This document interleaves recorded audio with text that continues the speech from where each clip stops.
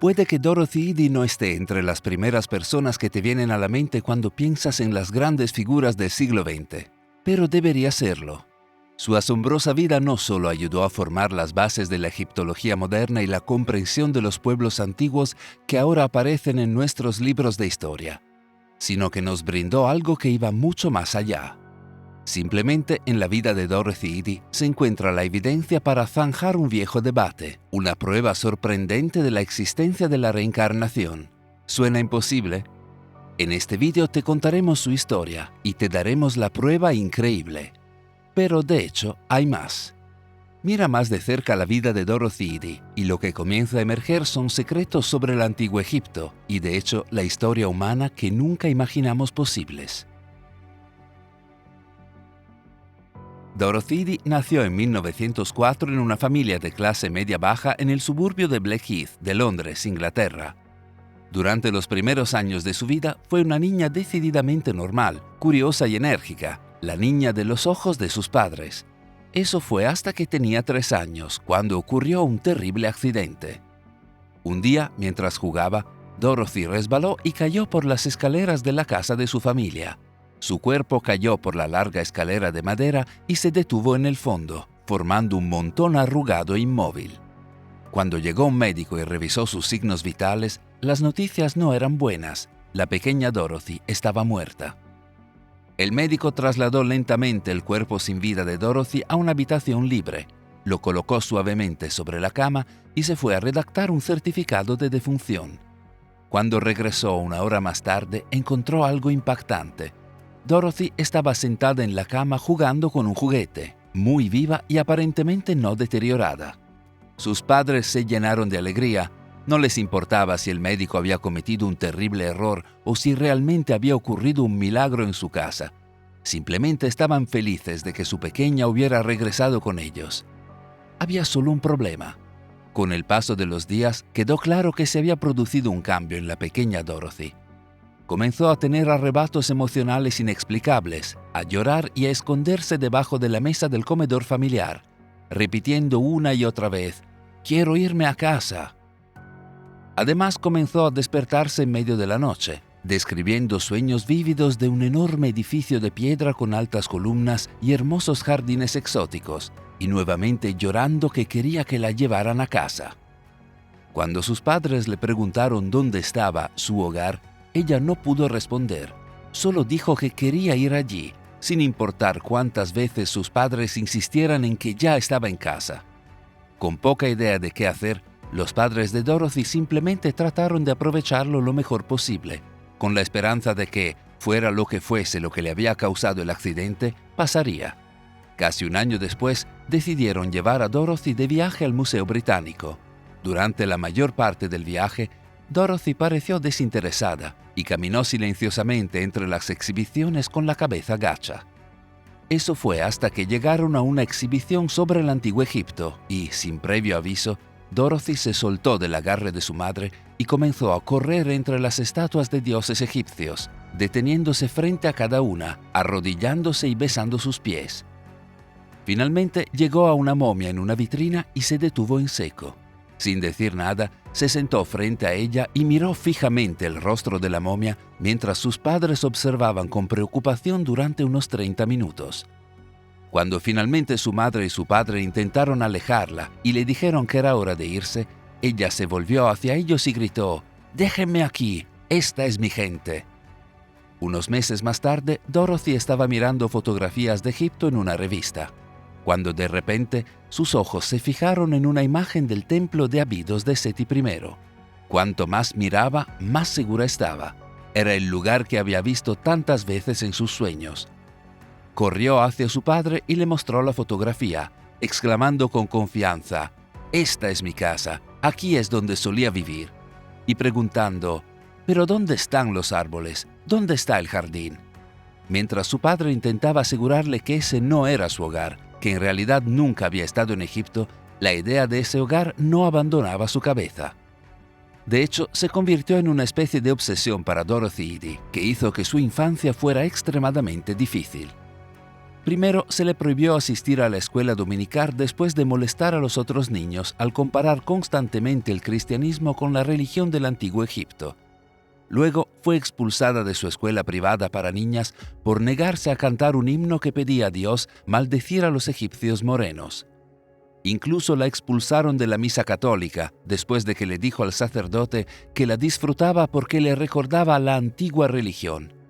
Con el tiempo, Dorothy comenzó a perder por completo el interés en la educación formal, por lo que decidió faltar a la escuela e ir al Museo Británico. Allí, con apenas 10 años, Dorothy paseaba por las galerías, contemplaba las exposiciones y leía todo lo que podía. Finalmente, uno de los miembros del personal del museo, un hombre llamado E.A. Wallis Budge, se fijó en esta extraña niña que parecía tan obsesionada con el antiguo Egipto. Por supuesto, Budge no era un miembro más del personal. Era miembro del personal, curador de antigüedades egipcias y asirias en el Museo Británico y, de hecho, un líder en este campo conocido internacionalmente. Durante sus numerosos viajes a Egipto, Budge básicamente había construido él mismo toda la colección de artefactos egipcios del Museo Británico, publicando numerosos trabajos sobre el tema y obteniendo doctorados honoris causa de universidades como Cambridge y Oxford. De hecho, cuando vio a Dorothy Eady merodeando por el museo, solo le faltaban unos años para recibir el título de caballero. A pesar de ser una figura tan importante, Budge se interesó por Dorothy Eady, a quien observó desde lejos durante algún tiempo mientras ella regresaba una y otra vez. Es posible que su interés se haya despertado porque en ella vio un poco de sí mismo. Budge se interesó por las lenguas antiguas antes de los 10 años. Abandonó la escuela a los 12 y, al igual que Dorothy Eady, pasó cada momento libre en las exhibiciones del Museo Británico. Allí, Samuel Birch, el curador de antigüedades orientales del museo en ese momento, se interesó en Budge, lo que le permitió estudiar los archivos del museo y conectarlo con poderosos benefactores que llevarían a Budge a la Universidad de Cambridge y su legendaria carrera.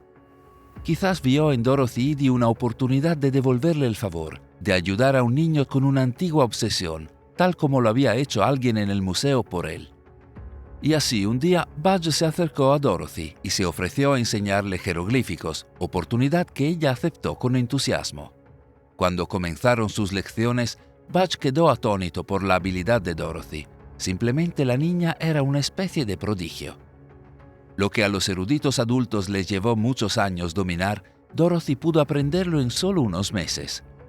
Cuando Budge le preguntó cómo estaba haciendo esto, ella le dijo que era porque lo sabía todo antes y que no lo estaba aprendiendo, sino que simplemente estaba regresando a mí. Puede que a muchos les haya parecido una afirmación increíble, pero en Budge, Dorothy tenía una audiencia más receptiva a la idea que la mayoría.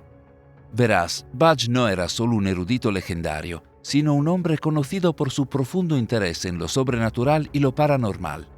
Se sabía que creía en espíritus y fantasmas, e incluso afirmaba que él mismo tenía dones especiales como conducto del mundo de los espíritus. Quizás no fue solo que vio algo de sí mismo en Dorothy Eady. Quizás fue que cuando ella habló de un hogar en Egipto y de haber conocido antes los jeroglíficos, él creyó su historia. En cualquier caso, Budge y Dorothy Eady continuaron estudiando juntos en el museo durante sus primeros años de adolescencia, hasta que, cuando estalló la Primera Guerra Mundial y comenzaron a caer bombas sobre Londres, la enviaron a vivir a la granja de su abuela en Sussex por seguridad. Por suerte para ella, pudo encontrar más libros sobre Egipto en la biblioteca pública local y continuar sus estudios. A medida que creció, quedó claro que su obsesión por el antiguo Egipto no era solo una fase de la infancia. De hecho, a medida que avanzaba hacia la adolescencia, las cosas se volvieron más extrañas. A los 14 años empezó a tener 2 sueños recurrentes. En el primero fue violada por el faraón egipcio Seti I, el constructor del templo de Abidos, al que ella llamaba su hogar. Como ella describió, me desperté a medias, sintiendo un peso en mi pecho. Luego me desperté por completo y vi esta cara inclinada sobre mí con ambas manos en el cuello de mi camisón. Reconocí la cara en la foto que había visto antes. Era la momia Seti. Me quedé asombrada y consternada y grité, y sin embargo me sentí muy feliz. Es difícil de explicar. Era la sensación de algo que habías esperado y que por fin ha regresado a casa. En el segundo sueño, más bien una pesadilla, ella estaba en la oscuridad siendo interrogada por una especie de sacerdote que la golpeaba con los puños cuando ella no respondía a sus preguntas. No tenía idea de lo que significaban estos sueños ni de cómo se relacionaban, pero se hacían cada vez más fuertes y regresaban cada vez con más frecuencia a medida que crecía. Como era de esperar, sus padres estaban extremadamente preocupados, especialmente dada la naturaleza gráfica de los sueños, por lo que recurrieron a internarla en una serie de sanatorios que esperaban que la ayudaran. Una y otra vez estuvo comprometida, pero ningún tratamiento logró que los sueños desaparecieran y ningún médico pudo convencerla de olvidar sus delirios sobre el antiguo Egipto y su supuesto hogar. Hasta la edad adulta, su obsesión continuó. Se convertiría en estudiante a tiempo parcial en una escuela de arte, donde trabajaría en piezas del antiguo Egipto y se uniría a un grupo de teatro que representaba la obra del antiguo Egipto de Isis y Osiris mientras visitaba museos, bibliotecas y sitios arqueológicos en toda Inglaterra siempre que podía. A los 27 años consiguió un trabajo en una revista egipcia de relaciones públicas con sede en Londres, donde escribía artículos y dibujaba caricaturas apoyando el movimiento independentista de Egipto. Fue durante este tiempo que conoció a un joven llamado Imam Abdel Megid, un estudiante y activista político egipcio. Los dos se enamoraron y cuando él regresó a Egipto, continuaron correspondiendo durante más de un año, hasta que finalmente le propuso matrimonio. Emocionada, Dorothy aceptó y a los 29 años reservó un pasaje en un barco y se dirigió a Egipto para estar con él y comenzar su nueva vida. Cuando finalmente llegó y sus pies tocaron el suelo de Egipto por primera vez, cayó de rodillas y besó el suelo, llorando, sintiendo que finalmente estaba en casa. En poco tiempo, Idi quedaría embarazada y daría a luz un hijo, a quien insistió en que llamaran Seti. En ese momento, Idi tuvo todas las oportunidades de establecerse en una vida cómoda en el Cairo como esposa y madre, y finalmente en el hogar donde siempre había querido estar. Pero de hecho, esto no es lo que sucedió en absoluto. De repente, Idi empezó a despertarse en medio de la noche en un estado parecido a un trance y a garabatear páginas y páginas de jeroglíficos en trozos de papel. Cuando su preocupado esposo le preguntó qué estaba haciendo, ella le dijo que estaba siendo visitada por un espíritu guía llamado Horra, quien le estaba dictando la historia que siempre había querido saber, la historia de su vida pasada en Egipto.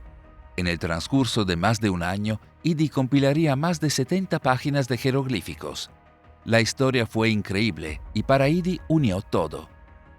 Comenzó en la ciudad de Abidos durante el reinado del faraón Seti I, alrededor del año 1300 a.C., cuando nació una niña en una familia humilde. Su padre, un soldado del ejército de Seti, su madre, vendedora de verduras. La llamaron Bentreshit. A la edad de 3 años, Bentreshit sufrió una tragedia. Mientras su padre estaba de campaña, su madre murió de una enfermedad. Al no poder cuidar a una niña, su padre se vio obligado a entregarla al cuidado de un templo local. Allí vivió durante toda su infancia, hasta que, a los 12 años, le dieron la opción de salir al mundo o convertirse en virgen consagrada y sacerdotisa del templo. Ella eligió lo último, hizo sus votos y comenzó su vida como sacerdotisa.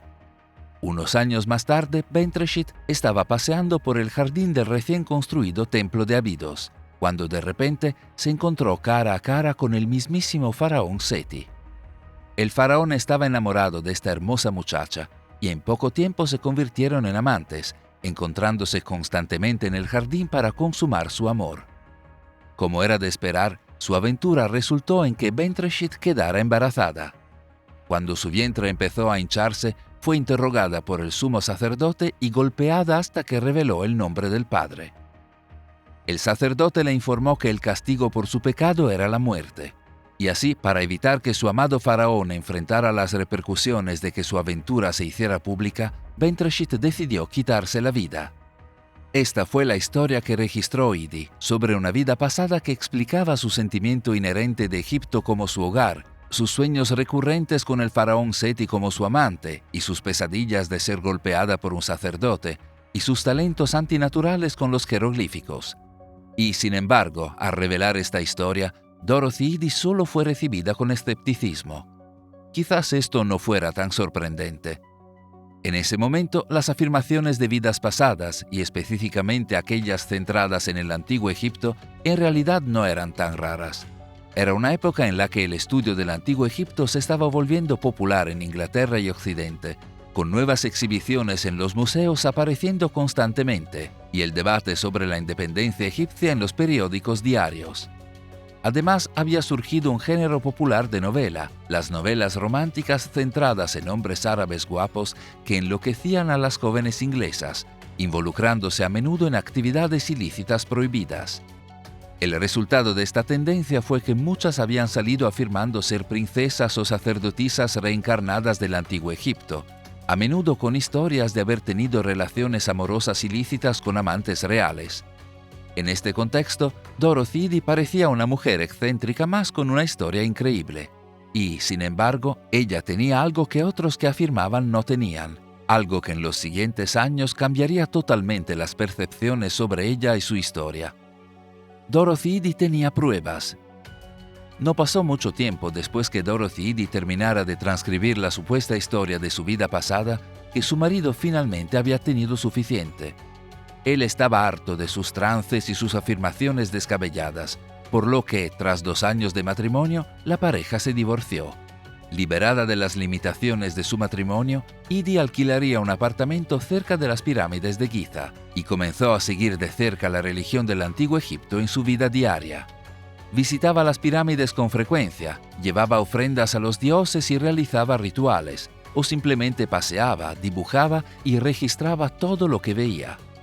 Pasó tanto tiempo en la meseta de Giza que comenzó a hacerse amiga de los arqueólogos que trabajaban allí, muchos de los cuales quedaron instantáneamente impresionados con su conocimiento y habilidades artísticas. Uno de los arqueólogos que quedó particularmente impresionado fue un hombre llamado Selim Hassan, que acababa de ser nombrado director del Servicio de Antigüedades egipcio, encargado de supervisar el cuidado de todos los monumentos del Valle del Nilo.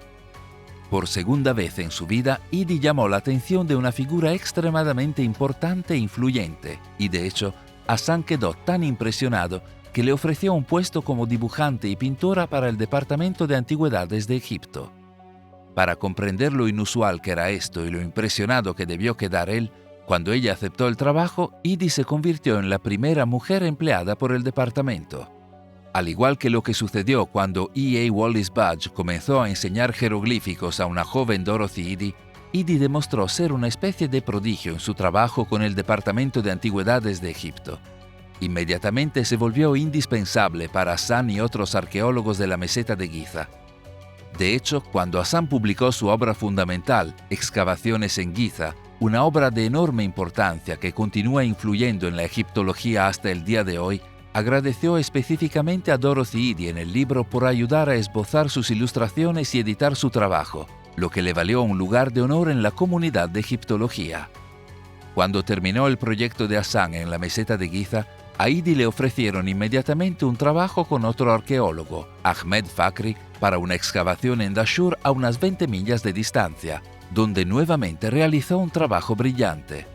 Al finalizar este proyecto en 1956, a Eady, de 52 años, se le dio la opción de aceptar un puesto bien remunerado en la Oficina de Registros del Cairo, habiéndolo ganado con años de buen trabajo, o un puesto mal remunerado como dibujante en la ciudad de Abidos, donde se encontraba el templo de Seti que ella había reclamado por primera vez como su hogar todos esos años antes.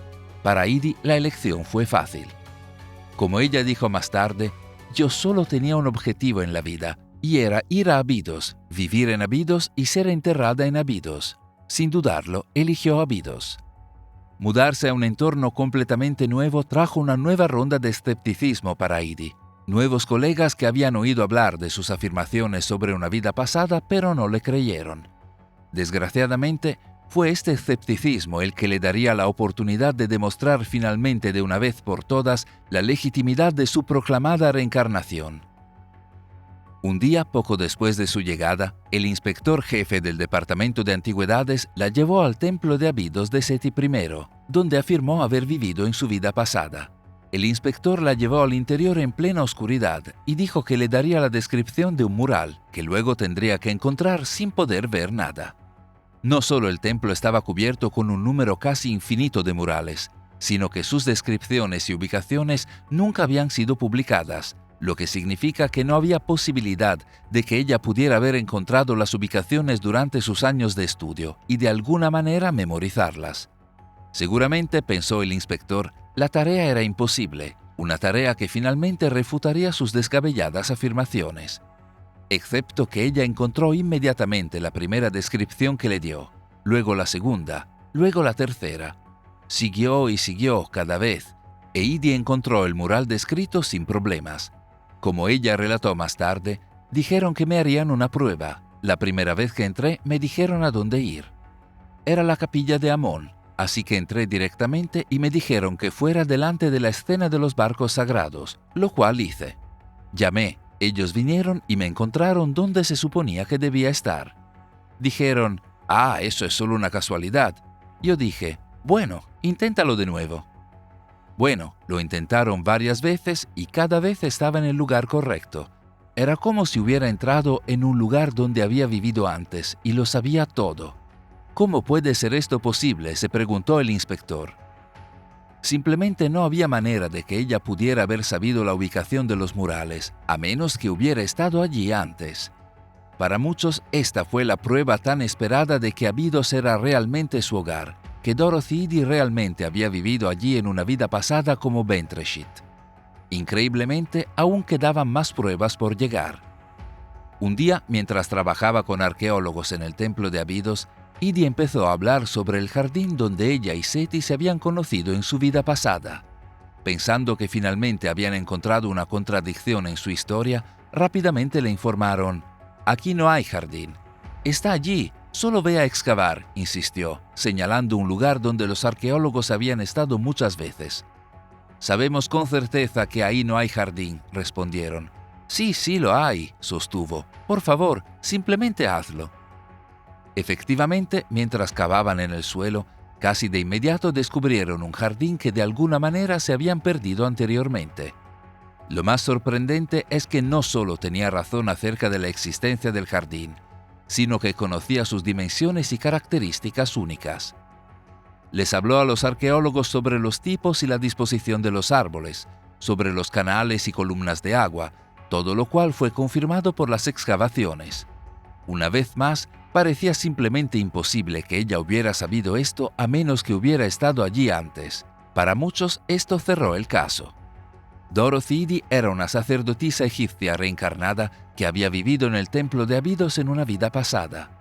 Incluso los científicos más escépticos se preguntaban cómo podría ser vista como algo más que alguien que dice la verdad.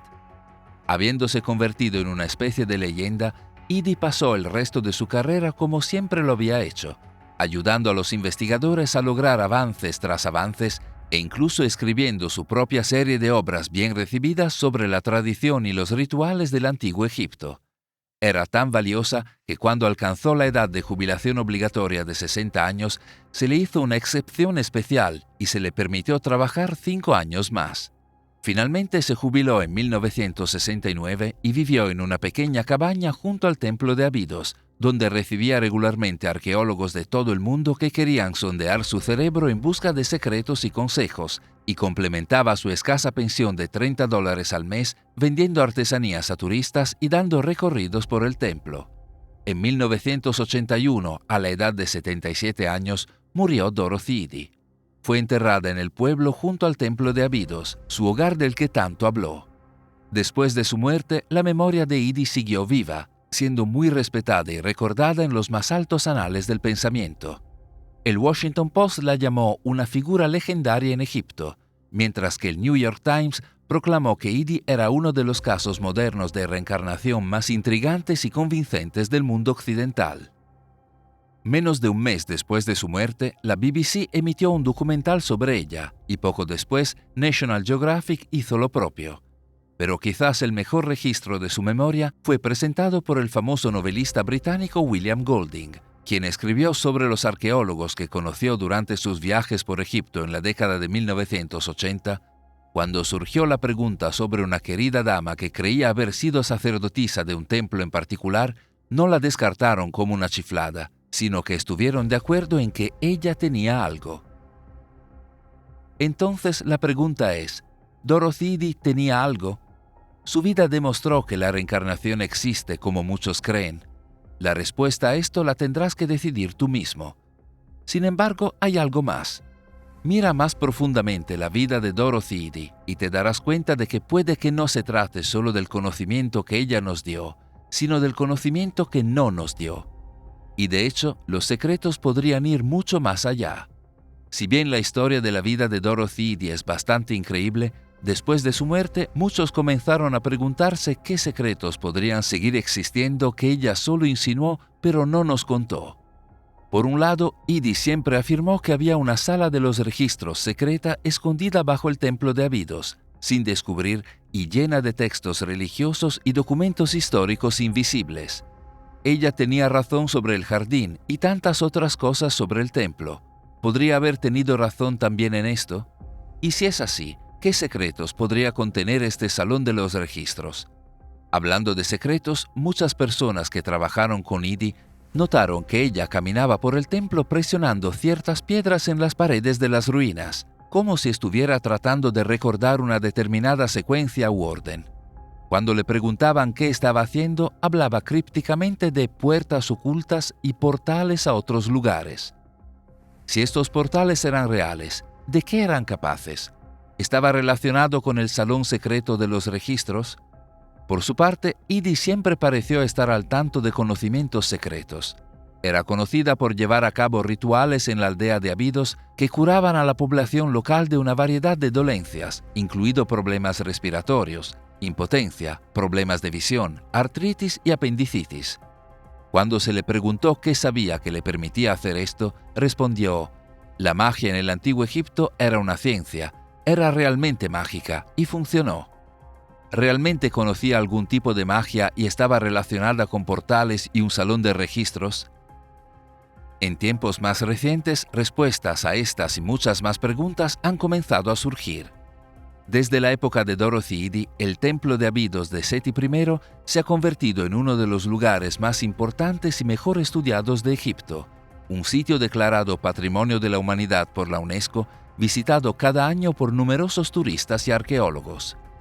Para muchos, la parte más impresionante del templo son las casi infinitas tallas de jeroglíficos y pinturas que representan escenas de la mitología y la historia egipcias. De hecho, fue cuando estas tallas y pinturas comenzaron a examinarse más de cerca que algunos empezaron a notar algunas cosas realmente alucinantes. En la década de 1990, los turistas que visitaban el templo notaron por primera vez un conjunto de tallas inusuales encima de una viga alta del templo, que sorprendentemente parecían representar un helicóptero, un submarino y una nave espacial. En ese momento, algunos subieron a internet fotografías de estas tallas, que se conocerían como los jeroglíficos de helicópteros, causando un breve revuelo antes de desaparecer de la vista, hasta que en 2022 fueron redescubiertas y se volvieron completamente virales. ¿Cómo podían existir esas tallas?, se preguntaba la gente, ya que obviamente los antiguos egipcios no tenían este tipo de tecnología. ¿O lo hicieron? Algunos científicos de la corriente principal intentaron desacreditar los jeroglíficos de los helicópteros, afirmando que eran el resultado accidental de que generaciones anteriores de jeroglíficos fueron revocadas y talladas en la parte superior de nuevos jeroglíficos. A medida que la nueva capa de yeso comenzó a deteriorarse, afirmaron que combinaba ambas capas en patrones aleatorios tanto que parecía maquinaria avanzada. Para algunos esto parecía casi una coincidencia imposible, que totalmente por casualidad la erosión accidentalmente resultara en figuras que lucen exactamente como máquinas avanzadas. Es posible que los científicos estuvieran equivocados, que estos jeroglíficos de helicópteros realmente muestren maquinaria avanzada, y podría esto estar relacionado con los secretos que Dorothy Eddy insistió que estaban enterrados debajo del templo. A medida que los jeroglíficos del helicóptero planteaban preguntas, otros investigadores comenzaron a observar más de cerca un conjunto inusual de pinturas dentro del templo que habían sido ignoradas durante mucho tiempo. Primero fue una pintura que mostraba un objeto azul con forma de campana encima de un largo poste o torre. Mirando más de cerca, algunos sugirieron que el objeto se parecía mucho a la bobina de Tesla, un dispositivo inventado por Nikola Tesla a finales del siglo XIX, diseñado para transmitir electricidad de forma inalámbrica. Esta no era la primera vez que se encontraba evidencia de un antiguo Egipto eléctrico. De hecho, puedes ver nuestro vídeo sobre el verdadero propósito del Arca de la Alianza para saber todo al respecto. Pero lo que hizo único este descubrimiento fue una segunda pintura ubicada en la pared opuesta. Esta pintura mostraba el mismo dispositivo, pero esta vez adjunto a lo que se conoce como la barcaza Neshmet de Osiris. Para algunos, esta barcaza parecía exactamente un puente de Einstein-Rosen, más conocido como agujero de gusano, es decir, un túnel con dos extremos diferentes en puntos separados del espacio-tiempo. ¿Podría esto tener algo que ver con los portales de los que habló Idi? ¿Podrían los secretos del templo de Abidos incluir una forma de moverse a través del espacio-tiempo impulsada por algún tipo de bobina de Tesla? Curiosamente, los arqueólogos han observado que mucho antes de que el faraón Seti construyera su templo, Abidos era considerado un sitio sagrado y misterioso para los egipcios. Ya en el período predinástico se decía que Abidos era el lugar en el que comenzaba el camino hacia el más allá, el lugar donde estaba enterrado el dios del inframundo, Osiris. En otras palabras, era una región asociada durante mucho tiempo con un viaje a otro lugar, a otro reino de existencia. Quizás esto fuera más que un mito. En realidad, los arqueólogos apenas están comenzando a explorar Abidos, y la mayoría de sus secretos todavía están enterrados bajo la arena. A medida que se descubran estos secretos, ¿qué aprenderemos? Conoceremos portales a través del espacio-tiempo y salas secretas de registros que revelan una historia de la humanidad totalmente diferente a la que se encuentra actualmente en nuestros libros de historia. ¿Aprenderemos más sobre la reencarnación de Dorothy Eady y el poder que la permitió? Independientemente de lo que depare el futuro, querrás estar atento a este canal para descubrirlo.